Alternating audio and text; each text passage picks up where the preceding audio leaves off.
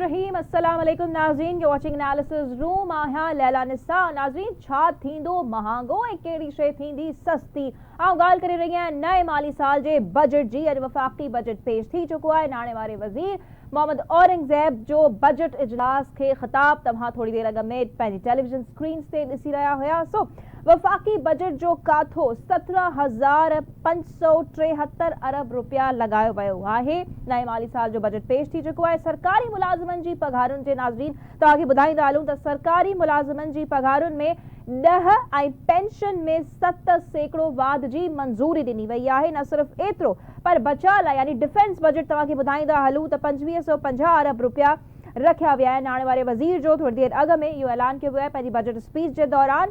वफ़ाक़ी हुकूमत जे तरक़ियाती प्रोग्राम ते अची वञूं था नाज़रीन त तरक़ियाती प्रोग्राम लाइ 1000 अरब रुपया मख़्तस कया विया आहिनि। सखर हैदराबाद मोटरवे जी ॻाल्हि तव्हांखे ॿुधाईंदा हलूं, उन जे लाइ केतिरो बजट रखियो वियो आहे। सखर हैदराबाद मोटरवे जी अॾावत लाइ 15 अरब रुपया रखिया विया आहिनि। एतिरी बजट मुक़ररु कई वई आहे सखर हैदराबाद मोटरवे जी अॾावत जे लाइ।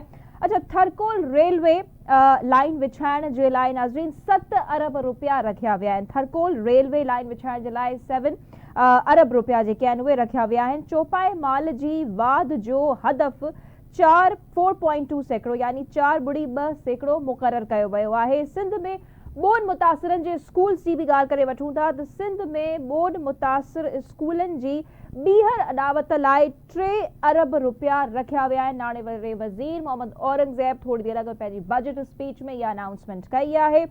सिंधु दरिया ते टेलीमेट्री सिस्टम वेरी इंपॉर्टेंट नाज़रीन, सिंधु दरिया ते टेलीमेट्री सिस्टम लॻाइण लाइ 4 अरब 40 करोड़ ॾियण जो ऐलान कयो वियो आहे। न सिर्फ़ एतिरो पर नॉन फाइलर्स जी बि ॻाल्हि करे था वठूं त नॉन फाइलर्स हाणे गाॾी मिल्कियत ख़रीद करे न सघंदा। वाज़े लफ़्ज़नि में फाइनेंस मिनिस्टर पंहिंजी बजट स्पीच जे दौरान ॿुधाए छॾियो आहे। ॿिए पासे very important announcement by finance minister 40,000 नौकरियूं ख़त्म करण जो बि ऐलान कयो। कहिड़ियूं 40,000 नौकरियूं आहिनि, वजह छा आहे, रीज़न्स छा आहिनि, इहे असां थोड़ी देर में पंहिंजे एनालिस्ट खां पुछंदासीं उन्हनि जो रायो ऐं उन्हनि खां ई इहे असां इनसाइट्स बि वठी करे तव्हांखे ॿुधाईंदासीं। अच्छा, महदूद वसीलनि बावजूद पाणी मनसूबनि ते बि अमल दरामद करण जो ऐलान कयो आहे।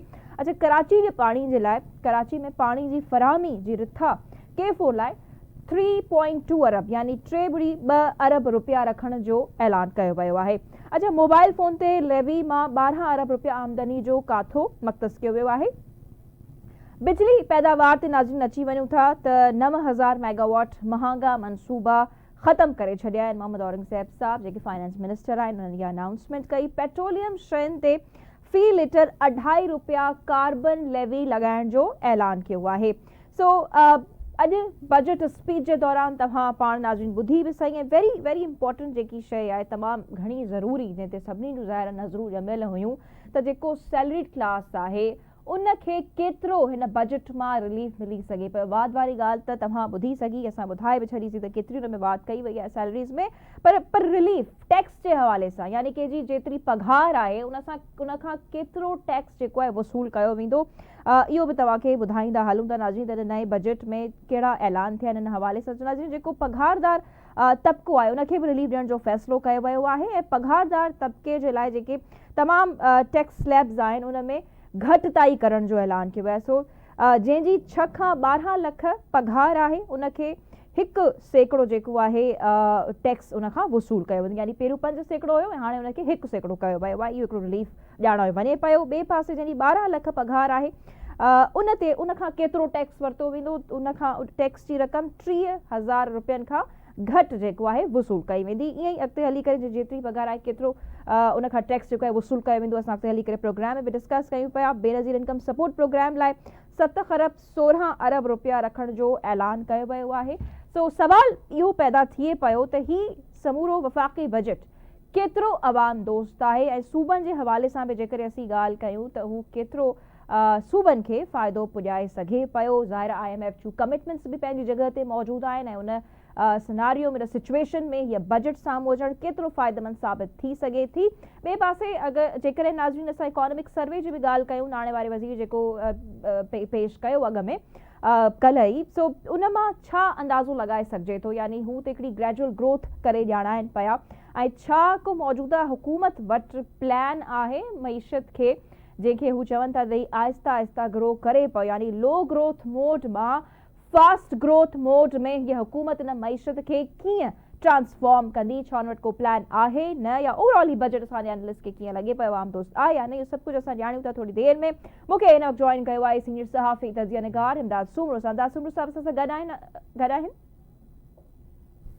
मोहसिन साहब, सीनियर सहाफ़ी तजिया निगार मोहसिन बबर साहब असां सां गॾु मौजूद आहिनि हिन वक़्तु टेलीफोन लाइन ते। अस्सलाम वालेकुम Mohsin sahab, thank you very much for joining us. Mohsin Sahib, वफ़ाक़ी budget पेश थी चुको आहे, केतिरो अवाम दोस्त लॻे पियो, पघारदार तबिके खां सभ खां पहिरियों शुरूआत करे वठूं था त पघारदार तबिके जो सभिनी खे इंतज़ारु हुयो त सरकारी मुलाज़िमनि जी पघारनि में पेंशन में केतिरी वाध थिए पई, ऐं उन खां अलावा टैक्स वसूली केतिरो टैक्स वरितो वेंदो पघारदार तबिके खां, उन बाबति तव्हांजो एनालिसिस ॼाणणु चाहींदासीं। पहिरियों ओवरऑल एनालिसिस ॾिजो, ओवरऑल रायो ॾिजो त तव्हांखे बजट केतिरो अवाम दोस्त लॻो अॼु। पाकिस्तान जी जेका इकनॉमिक सिचुएशन आहे इन में अवाम दोस्त बजट जी जेकॾहिं कंहिं उम्मीद कई पई वई उहो मुमकिन न हो, या इहो ईअं ई थियणो हो जेतिरा जेका रिसोर्सिस आहिनि मुल्क जा, जहिड़े तरीक़े सां ही साल चयो वञे थो त असांजी इकोनॉमी खे जेको अॻिते हलणो आहे उन बेस जोड़ियो वियो आहे, त उहो बेस हींअर हिन खे करार ॾिनो वञे पियो। त उनमें उन हिसाब सां तव्हां ॾिसो पाकिस्तान जी तारीख़ में पहिरियों भेरो थियो आहे त बजट जेको पोएं साल पेश कयो वियो आहे उन खां 1200 अरब घटि जी बजट पेश कई वई आहे। गुज़िरियल साल जेको साल हले पियो जारी माली साल, इन जी बजट लॻभॻि 18,500 18,700 अरब रुपया पोएं साल रखी वई हुई, ऐं हिन साल इहा बजट रखी आहे 17,573 अरब रुपया। त हाणे मां त अंदाज़ो लॻायो त बजट पहिरियों दफ़ो थियो आहे त 1000 अरब घटि ॾेखारी वई आहे। हाणे इहो इन करे मुमकिन थी सघियो आहे त पाकिस्तान खे जेके कर्ज़नि जी वापसी में सूद ॾियणो, व्याज ॾियणो, उन में हुनखे 1500 अरब रुपए जो रिलीफ मिलियो आहे। उहो हाणे घटि असां पे कंदासीं, उनजा सबब इहो आहिनि चाइना असांजो कर्ज़ो रीशेड्यूल कयो आहे, ॿियूं कुझु सहूलियतूं मिलियूं आहिनि त उनमें बहितरी अचे पई। ॿी ॻाल्हि इहा आहे त टैक्स में 12,233 अरब रुपया हिन साल असांखे इकट्ठा करणा हुआ, और नेक्स्ट ईयर काथो लॻायो आहे त 14,100 कंदासीं। 1900 अरब रुपया एक्स्ट्रा असां टैक्स वसूल काथो लॻायो वियो आहे ईंदड़ साल। इहे त हिन पॉज़िटिव साइड आहिनि हिन बजट जा। मां सम्झां थो इहो काफ़ी 2-3 हज़ार अरब जो जेको रिलीफ आहे वफ़ाक़ी हुकूमत खे, इहो हुनखे तमामु घणो रिलीफ आहे। ऐं मां सम्झां थो इहो रिलीफ इहे अवाम खे कंट्रीब्यूट अवाम खे ट्रांसलेट न करे सघिया आहिनि। इन सॼे रिलीफ खे हिननि ज़ाहिर फ़ौज जो बजट वधाइणो आहे, कुझु हुते लॻाए छॾिया आहिनि, कुझु ॿियनि शयुनि ते लॻाए छॾिया आहिनि, को सिविल गवर्नमेंट जा पैसा वधाया अथनि जेका रनिंग आहे। इन करे इनखे आम दोस्त न चइजे। 2,000-3,000 अरब जो जेको रिलीफ फेडरल गवर्नमेंट खे मिलियो आहे उहो हुननि अॻिते न आहे वधायो, हिकिड़ी ॻाल्हि। ॿी ॻाल्हि इहा सूबनि खे जेको जेतोणीक कुझु पैसा सूबनि जा वधाया विया आहिनि, 8,208 अरब रुपए जो काथो लॻायो वियो आहे हिन भेरे, उहो गुज़िरियल साल को 7,500 अरब जो हो। हाणे प्रॉब्लम इहो थी वियो आहे त इन 8,200 अरब मां जेको 3-4 हज़ार जो रिलीफ मिलियो आहे फेडरल गवर्नमेंट खे मिलंदो, उन मां सूबनि खे रिलीफ मूंखे मिलंदो नज़र न पियो अचे। एतिरो ई अमाउंट जेकॾहिं परसेंटेज सूबनि खे मिलिया त मां सम्झां हा त टैक्स उगाड़ण जी ॻाल्हि कयो पिया न, जंहिंमें सूबनि जो हिसो शामिल हुजे थो 8,200। जीअं नफ़ी अवार्ड स्ट्रेट ट्रांसफर हूंदा आहिनि ऐं ॿिया टैक्सिस हूंदा आहिनि, 3 क़िस्म जा टैक्सिस सूबनि खे ट्रांसफर कया वेंदा आहिनि। उन में को तमामु घणो मूंखे रिलीफ नज़र न पियो अचे, उहो 500-600 अरब जो रिलीफ आहे। इन हिसाब सां जेको 500-600 अरब जो रिलीफ सूबनि खे ॾियणो हुयो, हाणे मां तव्हांखे एग्ज़ैक्ट ॿुधायां, सूबनि खे हिन साल 7,438 अरब रुपया ॾिना वेंदा जेको साल हले पियो, ऐं ईंदड़ साल जो काथो लॻायो 8,200 जो लॻायो आहे। तंहिंजे करे 600 + 200 800 अरब रुपया इज़ाफ़ी सूबनि खे ॾिना वेंदा अॻे साल में। ठीकु आहे, पर हुकूमत खे पाण खे 3-4 हज़ार अरब जो फ़ाइदो थियो आहे, उन मां सूबनि खे मूंखे ख़ासि फ़ाइदो न पियो नज़र अचे। साॻी तरीक़े सां जॾहिं सूबनि जो हिसो आहे 8,200 अरब रुपया, इन मां सिंध खे स्ट्रेट ट्रांसफर में टैक्सिस में 1900 अरब रुपए जो काथो लॻायो वियो हो, ऐं हिन साल उहो काथो मूंखे लॻे थो 2,2100 अरब रुपए खां मथे न आहे, ऐं सिंध खे रुॻो हिन मां 100-200 अरब रुपए जो फ़ाइदो थींदो। तव्हां अंदाज़ो लॻायो त को इन हिसाब सां सूबनि खे को फ़ाइदो थींदो, सिंध खे त बिल्कुलु बि न थींदो। थोरो घणो थींदो पर तमामु घटि आहे जेतिरो फेडरल गवर्नमेंट खे थियो आहे। त हिन भेरे इहो मां हिन बजट खे वफ़ाक़ दोस्त बजट वधीक चवंदुसि, सूबा दोस्त बजट न आहे ऐं अवाम दोस्त बिल्कुलु बि न आहे। सही, पर जेको सैलरी क्लास खे रिलीफ ॾियण जे लाइ ॻाल्हि कई वई आहे त उन्हनि खां केतिरो टैक्स वसूल कयो वेंदो, जंहिंजी जेतिरी पघार आहे उन बाबति तव्हांजो छा एनालिसिस आहे त इहो रिलीफ इनफ आहे? जी ॾिसो, पघारनि में मां सम्झां थो हिकिड़ो मुनासिब रिलीफ ॾिनो पियो आहे, इहो तमामु घणो सुठो न आहे, तमामु ख़राबु न आहे। पहिरीं 6% जो अनाउंस कयो वियो आहे बजट स्पीच में, पर ॿुधो आहे प्राइम मिनिस्टर चयो आहे त 10% रिलीफ ॾियो। जी, तंहिंजे करे जेकर 10% मिले थो त हिकिड़ो मुनासिब रिलीफ मिली वेंदो। मूं हिकिड़ो वर्किंग कई पई थोरी देरि पहिरीं, जंहिं सरकारी मुलाज़िम जी पघार 1 लख आहे, 1 लख रुपया, 1,05,000 रुपए जे लॻभॻि आहे, उनखे 3 हंधनि तां रिलीफ मिलियो आहे। हिकिड़ो 10% इज़ाफ़ो पाण प्राइम मिनिस्टर जी ॻाल्हि खे रखूं था, ॿियो 3% डिस्पैरिटी अलाउंस हुनखे मिलंदो, डिस्पैरिटी अलाउंस मिले पियो, ऐं थर्ड नंबर जेको आहे उनखे कुझु टैक्स जे स्लैब में घटाई थींदी त 3,000 रुपए जो उतां मिलंदो। त मुंहिंजी नज़र में को लॻभॻि इन लख रुपया जेको मुलाज़िम खणे थो, 1,05,000 रुपया, उनजी पघार में को 20,000 22,000 रुपए ताईं इज़ाफ़ो थींदो। तंहिंजो मक़सदु आहे उनखे 20% 22% जो इज़ाफ़ो मिलंदो। त इन हिसाब सां इहो सुठो इज़ाफ़ो आहे हिकिड़े मुलाज़िम जी पघार में मजमूई तौर ते।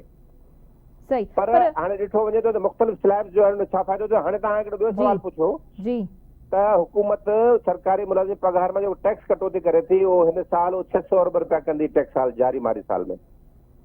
अच्छा, ईंदड़ साल इहो घटि थी वेंदो, इहो 550 अरब रुपए जो। त वफ़ाक़ी हुकूमत खे 50 अरब रुपए जो नुक़सान ईंदड़ साल थींदो, पर उहो ॿिए कंहिं पासे खां प्रूव करे पई। अढाई रुपए पेट्रोल जा वधाए छॾिया आहिनि, मोबाइल लेवी वधाए छॾी आहे, सेल्स टैक्स में चेंजिस कयूं आहिनि, इनकम टैक्स में कुझु ॿियूं बहितरियूं आंदियूं आहिनि।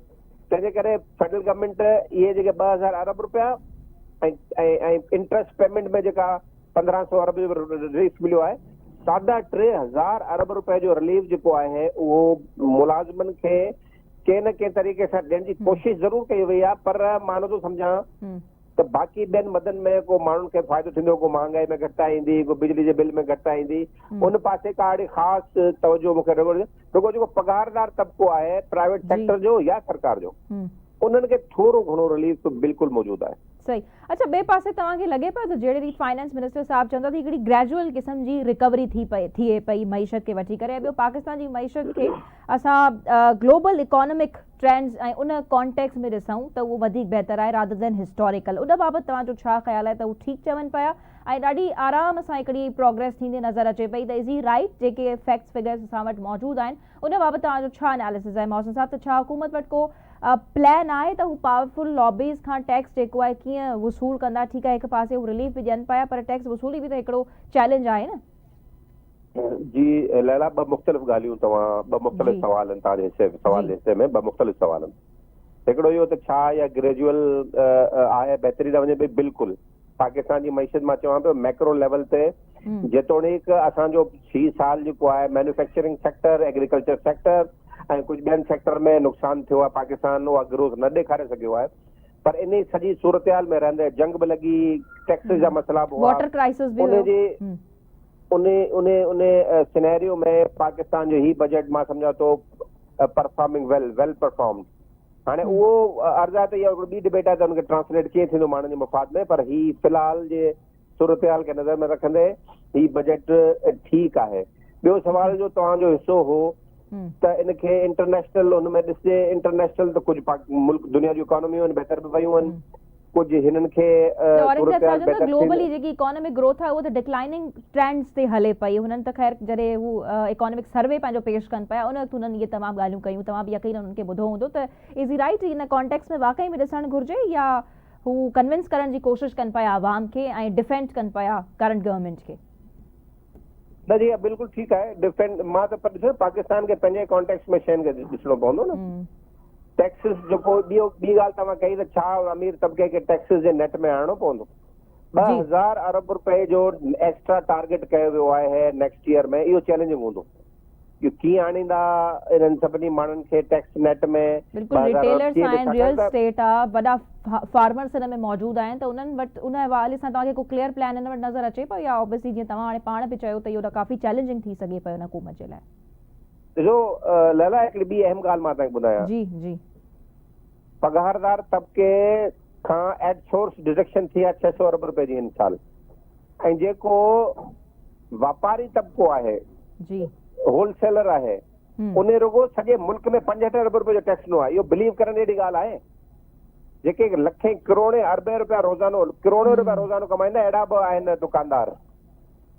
तो फेयर टैक्सेशन खे इंश्योर करण भी तो मौसम साहब हुकूमत जो ही कम आहे न। तो फेयर टैक्सेशन यानी इंश्योर कराइण में या मेंटेन करण में हुकूमत कामयाब कोन थी सके जेको आहे। इहो हिकिड़ो ताक़तवर तबको आहे। इहो मां सदाई पंहिंजे प्रोग्राम में चवंदो रहियो आहियां। हिन मुल्क में सभिनी खां वॾो टैक्स चोर वापारी आहे। वॾे में वॾो टैक्स चोर वापारी आहे ऐं हू हुन खां 3000 अरब रुपया वठी सघजनि था जिते हू 65 अरब रुपया ॾिए थो। हाणे अंदाज़ो लॻायो केतिरो फ़र्क़ु आहे। हाणे इन खे वधाइण लाइ हुकूमत ज़रूरु कमु कंदी। मां सम्झां थो क्रैकडाउन शुरू थींदो नेक्स्ट ईयर खां। इन्हनि परचून फरोशन ते ऐं इन्हनि ते इन्हनि खां टैक्स उगाड़ियो वेंदो त मुल्क जी इकोनॉमी बहितर थींदी ऐं अॻिते हलंदी। अदरवाइज सेक्टर ते जेतिरो टैक्स लॻे पियो त उहो त उन्हनि खां वसूल उन्हनि खे करणो पवंदो ऐं उन जे लाइ उन्हनि वटि क्लियर प्लानिंग हुजणु घुरिजे। जेसीं ताईं इहे माण्हू टैक्स नेट में शामिल कोन थियनि था पंहिंजो ट्रांजेक्शन तव्हां ॾिसो। तव्हां किथे पेमेंट करण वेंदा आहियो तव्हांखे दुकानदार चवंदो आहे बाबा न मां कार्ड सां पेमेंट कोन कंदुसि, कैश ॾियो। इहो बि त हुकूमत जे विजन जो हिसो आहे त हू कैशलेस इकोनॉमी जी तरफ़ वञणु चाहिनि पिया। बिल्कुलु इहो करणु घुरिजे। इहो घणो अॻु में करणु घुरिजे आहे पर जेकॾहिं हाणे इहो मुमकिन कनि था हिननि वटि टैक्स चोरी कनि था। मूं अर्ज़ु कयो जी तव्हां वञो कंहिं ते पेमेंट करण जे लाइ जो भई कार्ड आहे मुंहिंजो तव्हां पेमेंट करियो। तव्हांखे चवंदा न कैश ॾियो।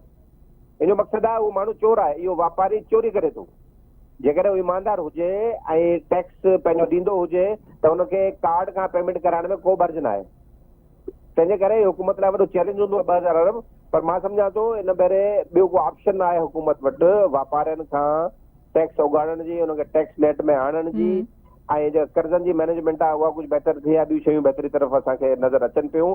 पर मां सम्झां थो सरकारी मुलाज़िमनि खे जेको रिलीफ आहे end of the day end of the month उन्हनि खे सुठा पैसा अची वेंदा, वाधारो थींदो पंहिंजे अलाउंस में ऐं इन सां जेको आहे हुननि जो हुन जे लाइ बहितरी थींदी। पर प्राइवेट मुलाज़िम वीचारा केॾा वेंदा, उन्हनि जी इनकम काॾे वेंदी? इहे सभु शयूं आहिनि सवाल। पर प्राइवेट मुलाज़िमनि जे लाइ त अक्सर करे हुकूमत इहो ॼाणाईंदी आहे त हू इंटरफेयर नथा करे सघनि। इंडस्ट्रीज़ हुजनि या जेके कंपनीज़ आहिनि उन्हनि में हू उन्हनि जो मदाख़लत जेको आहे न ठहंदी आहे न ई हू करणु चाहींदा आहिनि ऐं काफ़ी रेजिस्टेंस खे फेस करणो पवंदो आहे प्राइवेट सेक्टर में जॾहिं हू इंटरफेयर करण जी कोशिशि कंदा आहिनि त। ॾिसो सिर्फ़ु हिकिड़ो मां तव्हांखे ॿुधायां, हिकिड़ो एरिया ॿुधायां। 70,000 बेसिक पे आहे। उहो छो न कानून जो हिसो आहे, कानून आहे, लेबर लॉ जो हिसो आहे। 70,000 हर माण्हू खे जेको मुलाज़िमान खे ॾियणु आहे छो नथा करे? कानून आहे न। कानून जी ख़िलाफ़वर्जी थिए पई पकड़नि इंडस्ट्री वारे खे। लेबर लॉ जे तहत ॿिए खे पकड़नि, बंदि कनि इंडस्ट्री, हणनि ताला। मज़दूर जी पघार 70,000 त नथा ॾेई सघो पिया ऐं उहा जेका आहे सरकार तरफ़ मुक़ररु कयल उहा करायो। सरकार खां ॾाढो केरु आहे? बिल्कुलु सिंधी नौजवान धरणो हणनि था रस्तनि ते त उन्हनि जो त हिननि जो पंहिंजो ख़ानदान रुलाए छॾनि था। बाक़ी जेके चोरी कनि था इंडस्ट्री वारा, जेके टैक्स नेट में शामिल नथा थियनि, जेके टैक्स चोरी नथा ॾियनि, हुननि ते हू त हिन जी झोली में वेठा आहिनि। उन्हनि खे उन्हनि सां सख़्ती उहा करणु खपे जेका हिन मुल्क लाइ जेकर हलाइणो आहे। अहिड़नि चोरनि खे सख़्ती करणी पवंदी। ये सब पाण में गॾा पिया आहिनि। जेको एग्जैक्टली सख़्ती ऐं क्लियर प्लान में त मौसम साहब मैटर करे पियो न। त यानी जिते असांखे हू अंग अखर ॿुधाए पई सरकार उते पंहिंजे प्लान खां बि त आगाह करे जेको ताक़तवर तबिको आहे जेको टैक्स नथो ॾिए उन्हनि खे टैक्स नेट में कीअं आणींदा, छा डाटा उन्हनि वटि मौजूदु आहे या जेके उहे रिफॉर्म्स आणणु चाहिनि था उहो कीअं आणींदा, त उन बाबति उन्हनि जी क्लैरिटी हुजण बि त तमामु घणी ज़रूरी आहे न। ॾिसो हाणे हिकिड़ी नई शइ अचे पई जेका अॼु सुभाणे में क्लियर थी वेंदी ऐं बल्कि सुभाणे थी वेंदी क्लियर प्रेस कॉन्फ्रेंस में। पोस्ट बजट प्रेस कॉन्फ्रेंस कंदा मिनिस्टर साहब, मिनिस्टर फाइनेंस। उन में इहे सभु शयूं ॿुधाईंदा त छा छा रिफॉर्म आणनि पिया। FBR खे डिजिटाइज़ करण खां अलावा फाइलर नॉन फाइलर जो नओं कॉन्सेप्ट आणनि पिया। इन में इन्हनि खे काफ़ी टैक्स नेट में अहिड़ा जेके चोर आहिनि उन्हनि खे आइडेंटिफाई करणु, उन्हनि खे टैक्स नेट में आणण में फ़ाइदो थींदो। इहो तमामु ज़रूरी आहे त हीअ जेके कारोबारी माण्हू टैक्स नथा ॾियनि, जेको वॾा चोर आहिनि मुल्क में, उन्हनि खे टैक्स नेट में आणण लाइ सुभाणे को न को ज़रूरु प्लान ॿुधाईंदा ऐं उहो आहे FBR जी डिजिटाइज़ेशन जेका काफ़ी वक़्त खां कमु हले पियो उनखे बहितर करे। अच्छा इहे तव्हांखे मां ॿुधायां, इन्हनि सभिनी माण्हुनि जूं लिस्टूं FBR वटि मौजूदु आहिनि जेके टैक्स चोर या जेके नॉन फाइलर्स भी असांखे चई सघूं था। अच्छा उन्हनि जो बि डाटा बि शइ आहे, नॉन फाइलर बि शइ आहे, टैक्स चोर बि शइ आहे। बिल्कुल जेके टैक्स चोरी कनि था या उनखां अलावा जेके नॉन फाइलर्स आहिनि उन्हनि जो बि डाटा इंटीग्रेशन जे तहत फाइनेंस मिनिस्टर ई पंहिंजे बजट स्पीच में कयो त 3,90,000 जेके नॉन फाइलर्स आहिनि उन्हनि जी निशानदेही थी आहे। त जेकॾहिं मैकेनिज़म जोड़ियो वञे थो त उन्हनि सां निशानदेही बि आसानी सां थी सघे पई। ॾिसो 3,90,000 जी फिगर फेडरल गवर्नमेंट ॾिनी आहे न। 3,90,000 माण्हुनि मां जेकॾहिं साल में हिकिड़ो 10 लख रुपया टैक्स ॿधे त केतिरो अमाउंट थी वेंदो? बिल्कुलु इहो तव्हांखे 400 अरब रुपया इमीडिएटली मिली वेंदा जेकॾहिं सिर्फ़ु 10 लख रुपया एवरेज कढूं त पाण। हाणे इहो टैक्स नेट में हिननि खे आणियो, हू हड़तालूं कनि था, हू दुकानूं बंदि कनि था, पर मां सम्झां थो हीअ जेका पाकिस्तान जी अस्करी क़यादत आहे हिन वटि टाइम आहे सुठो, हिन हुकूमत वटि टाइम आहे त हिननि माण्हुनि खे सोगो कनि। सोगो करण जो मक़सदु आहे टैक्स नेट में आणनि, हिननि खां पैसा वठनि ऐं इहो सिलसिलो अॻिते हले। अदरवाइज़ पघारदार तबिको ऐं इनडायरेक्ट टैक्स जेके सेल्स टैक्स लॻल आहिनि त आम माण्हू भरे भरे पंहिंजे मुल्क खे केसि ताईं हलाईंदो? आख़िर कर्ज़नि ते हीउ मुल्क केसि ताईं हलंदो?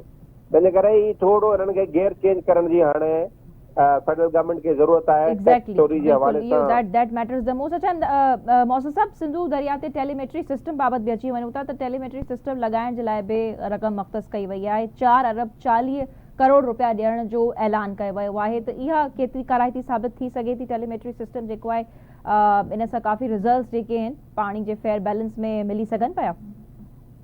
जी, मां सम्झां थो टेलीमेट्री सिस्टम जेकॾहिं 4 अरब रुपया लॻाए थियनि, इहो हिन हिकिड़े साल में इहो टेलीमेट्री सिस्टम दरियाउनि ते वाहुनि ते लॻी वञे थो त जेके बि पाणी चोरनि, चाहे उहे सूबा हुजनि, चाहे मुंड ते वेठल वॾा आबादगार हुजनि या इरिगेशन जा अमलदार हुजनि, टैक्स चोरी पाणी चोरी वाज़े थी वेंदी टैक्स टेलीमेट्री सिस्टम सां। ही सिर्फ़ु हिन करे नथा लॻाइनि पिया टेलीमेट्री सिस्टम त हिन में पंजाब जो मुफ़ाद आहे टेलीमेट्री सिस्टम न लॻाइण में, हिन में वॾनि आबादगारनि जो मुफ़ाद आहे टेलीमेट्री सिस्टम न लॻाइण में, सिंध जे इरिगेशन खाते जे ऑफिसरनि जो मुफ़ाद आहे त टेलीमेट्री सिस्टम न लॻे। पर हाणे त रक़म मक़्सद कई वई आहे। सिस्टम लॻण सां काफ़ी बहितरीन मां सम्झां थो तमामु घणो पॉजिटिव स्टेप आहे, पर ज़रूरी आहे त टेलीमेट्री सिस्टम इन साल इहो वॾो मसइलो कोन्हे को। 6 महीननि में प्रोक्योरमेंट थी वेंदी, 3 महीननि में इंस्टॉलेशन थी वेंदी, 9 महीने में वेबसाइट ते डेटा अचणु शुरू थी वेंदी। तंहिंजे करे ही इनखे छो देरि था कनि, मूंखे सम्झ खां ॿाहिरि आहे। अच्छा, ठीकु। अच्छा, सिंध में बोन मुतासिर स्कूलनि जी ॿीहर अॾावत लाइ बि 3 अरब रुपया रखिया विया आहिनि। हाणे वरी वज़ीर इहो बि अनाउंस कयो पंहिंजी बजट स्पीच में। मौसूम साहब, त इहो बि वेलकमिंग ख़बर आहे ऐं जेतिरी रक़म रखी वई आहे इहा इनफ आहे? ॾिसो, 3 अरब रुपया सुठी ॻाल्हि आहे। सिंध में जेकॾहिं स्कूल असांजा जेके बि प्रॉब्लम शिकार हुआ, फेडरल गवर्नमेंट 2 सालनि खां रादर 3 सालनि खां उन्हनि खे फंडिंग न ॾेई रही हुई, उहो हाणे उन्हनि जो फर्ज़ हो त बोर्ड जे करे जेके फंडिंग नेशनल इंटरनेशनल मिली आहे उहो सिंध ॾांहुं, छाकाणि सिंध जो सभिनी खां वधीक नुक़सानु थियो हो, त तंहिंजे करे ज़रूरी आहे इहो त इन्हनि जेको स्कूलनि खे नए सिरे सां अॾण जे लाइ ही पैसा अचनि फेडरल गवर्नमेंट तरफ़ां। पर सवाल इहो आहे त छा 3.5 अरब रुपया अॻे माली साल में ख़र्च थी सघंदा? इहो हिकिड़ो वॾो सवाल आहे जेको हिननि खां पुछणो पवंदो असांजे एजुकेशन वर्क सां त छा इहो कमु करे सघंदा इन अॻे साल में। हर को इन सवाल ते डाउट कंदो त शायदि हिननि जी कैपेसिटी न आहे, पर अचणु सुठो सवण आहे मां सम्झां थो। ऐं तालीम खाते में पैसा अचनि, एजुकेशन वर्क वटि अचनि ऐं उहे पैसा ख़र्च करे हिन स्कूलनि खे बहाल कनि। ठीकु। अच्छा, ॿी इम्पोर्टेंट शइ उहा बि डिस्कस कंदा आलू बजट खे वठी करे, त जेके सोशल मीडिया ज़रिए कमाइनि पिया, सोशल मीडिया इन्फ्लुएंसर्स आहिनि, यूट्यूबर्स आहिनि, उन्हनि कमाईंदड़नि खे बि मौसूम साहब उन्हनि खे बि टैक्स नेट में आणण जो फ़ैसिलो कयो वियो आहे, त इहो दुरुस्त ॻाल्हि आहे? ॾिसो, उनखे अचणो हो पैसा तमामु घणा जेके कमाइनि था, मोनेटाइज़ेशन जिन जी थियल आहे सोशल मीडिया ते, करोड़ रुपया कमाइनि था त उन्हनि खे बि टैक्स नेट में आणण जी ॻाल्हि कई वई आहे। बिल्कुलु आणणु घुरिजे। जेको इनकम हिन मुल्क में करे थो उनखे टैक्स नेट में आणणो पवंदो। हाणे उनजा स्लैब्स ठहियल आहिनि, जीअं तव्हां पाण ॿुधायो त 12 लख वारनि ते टैक्स जेको आहे, 6 लख वारे ते त आहे कोन, 12 लख वारे ते 1% टैक्स आहे। ही जेके यूट्यूबर्स आहिनि ऐं जेके बि मोनेटाइज़ कराइनि था सोशल मीडिया ते पंहिंजा वीडियो कंटेंट, उन्हनि ते जेकॾहिं 5% बि टैक्स साल में लॻी वञे त मां सम्झां थो इहो बि हिकिड़ो सुठो अमाउंट जेको आहे पाकिस्तान जी किटी में अची सघे थो। जो ज़रूरी आहे त इहो सॼो डिक्लेयर कनि, पैसा अचनि ऐं हिनखे को रोकणु ऐं हिनखे टैक्स नेट में आणणु ऐं हिनखे काउंट करण को वॾो मसइलो कोन्हे, छाकाणि सभु डिजिटाइज़ आहे ऐं सॼो टेक्नोलॉजी जी मदद सां मुमकिन आहे। ठीकु आहे। अच्छा, आख़िर में हिकिड़ो ॿियो टॉपिक डिस्कस कंदा हलंदासीं त मौसूम साहब, जीअं तव्हांखे ख़बर आहे त पीर पागारे साहब कुझु अहम फ़ैसिला कया आहिनि, हुर जमात में वॾियूं तब्दीलियूं ॾिसण जे लाइ आयूं आहिनि। सो चीफ ख़लीफ़े वरियाम फ़क़ीर ख़ासि खेली खे हटाए जमात मां जेको आहे निकाली जो फ़ैसिलो कयो वियो आहे। सो वरियाम फ़क़ीर जी जाइ ते मोहम्मद हाशिम ख़ासखेली वरियाणी संगत जो नओं मुख मुक़ररु कयो वियो आहे। त इन तब्दीलियुनि जे पोयां छा तव्हांजो एनालिसिस आहे मौसम साहब? ॾिसो हाणे ही बिल्कुलु बि जेका जमात आहे या लखे मुरीदनि या अक़ीदतमंदनि जी हिकिड़ी जमात आहे जेका बि पीर पगारो साहिब उनखे लीड कनि था। हाणे इन में जॾहिं पीर पगारो साहिब खे अपॉइंट कयो पियो वियो नओं पीर पगारो, उन महिल बि इशूज़ तमामु घणा आया हुआ। उन्हनि जे जेका अंदरूनी पाण में जेके बि तज़ाद आहिनि ऐं जेके बि इख़्तिलाफ़ात आहिनि उहे बि साम्हूं आया हुआ। ऐं हाणे ही तज़ाद साम्हूं थी, इख़्तिलाफ़ साम्हूं थी नओं उभरियो आहे। पर मां सम्झां थो ही को जमहूरी को पार्टी त आहे कोन जंहिं मां तव्हां उमेद कयो त को माण्हू कंहिं प्रोसेस जे थ्रू सिलेक्शन में थी ईंदा। ऐं ही प्रोसेस हुननि जो आहे पंहिंजी। ठीकु आहे। सो हुर्जमा जे 8 नाइब ख़लीफ़नि खे बि नाज़रीन उहिदनि तां हटायो वियो आहे। इहो हुकुमनामो जारी थियो आहे। इहे तमामु घणियूं जेके अहम तब्दीलियूं साम्हूं आयूं आहिनि उहे असां तव्हांजे आरो पेश कयूंसीं। बहरहाल अॼु नाज़रीन नई वफ़ाक़ी बजट जेको आहे बिलाख़िर नए माली साल जी साम्हूं अची वई आहे। सैलरीड क्लास में केतिरो उनखां टैक्स वसूल कयो वेंदो, उन में हिकिड़ो रिलीफ थोरो घणो असांखे नज़र आयो आहे। पर ज़ाहिर आहे कुझु सवाल पंहिंजी जॻह ते मौजूदु आहिनि। काफ़ी असांजे इकॉनमी एक्सपर्ट्स जो बि इहो चवणु आहे त उन्हनि खे हिकिड़े क्लियर प्लान सां हुकूमत खे गॾु अचिणो पवंदो ऐं एक्सपर्ट्स चवंदा त एक्सपोर्ट्स खे बि जेको आहे वधि खां वधि वधाइणो पवंदो आहे एक्सपोर्ट्स खे। ऐं जंहिं सेक्टर ते जेतिरो टैक्स लॻे थो उनखां उहो ओतिरो टैक्स वसूल करणु।